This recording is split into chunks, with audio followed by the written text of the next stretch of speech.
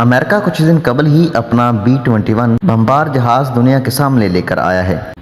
Subscribe now and press the bell icon.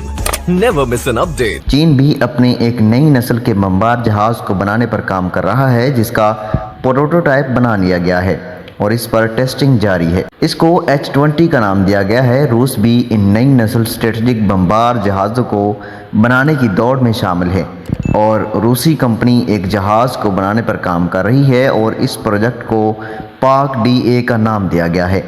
امریکی اور چینی بمبار جہازوں کی طرح یہ جہاز بھی فلائی ونگ ڈیزائن کا حامل بین البراعظمی رینج رکھنے والا بمبار جہاز ہوگا، جس میں اسٹیلتھ خصوصیات بھی رکھی جائیں گی۔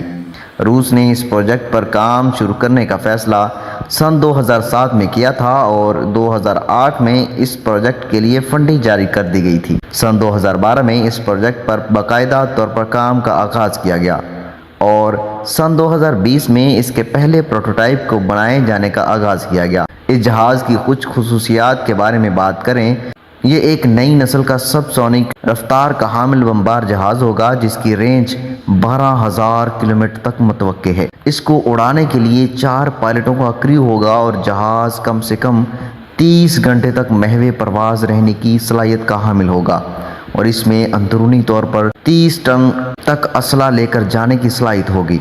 جہاز میں stand off range cruise missile اور گائیڈڈ بم فائر کرنے کی صلاحیت کا حامل ہوگا اور اس سے جوہری وار ہیڈ لے کر جانے کی صلاحیت کی حامل میزائل فائر کرنے کے علاوہ ہائپرسونک میزائل بھی داغے جا سکیں گے۔ جہاز میں دیگر نئی نسل کے جہازوں کی طرح الیکٹرانک وارفیئر ماحول میں بہتر کارکردگی دکھانے کی صلاحیت، جیمرز کے خلاف مزاحمت، دشمن کے علاقے میں جا کر سٹرائک کرنے کی صلاحیت، data link, satellite communication, sensor fusion, دشمن کے ایئر ڈیفنس سسٹم کو چکمہ دینے کی صلاحیت، نئی نسل کا الیکٹرانک وارفیئر سسٹم اور self protection system, digital cockpit جیسی خصوصیات کی توقع کی جا سکتی ہے۔ جہاز میں ممکنہ طور پر 4 naan after burning turbo fan engine نصب ہوں گے، جبکہ اس کے انجن ایگزاسٹ اس طرح ڈیزائن کیے جائیں گے کہ جہاز کا تھرمل سگنیچر کم کیا جا سکے اور اس کی باڈی پر ریڈار ویو جذب کرنے والا پینٹ بھی کیا جائے۔ باقی اس جہاز کے بارے ابھی مزید کوئی معلومات پبلک نہیں ہیں۔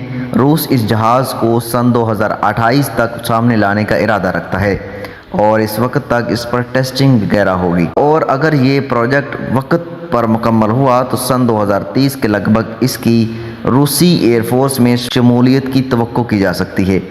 یہ جہاز روسی سروس میں شامل Tu-22 اور Tu-95 بمبار جہازوں کی جگہ لے گا اور Tu-160M کے ساتھ مل کر کام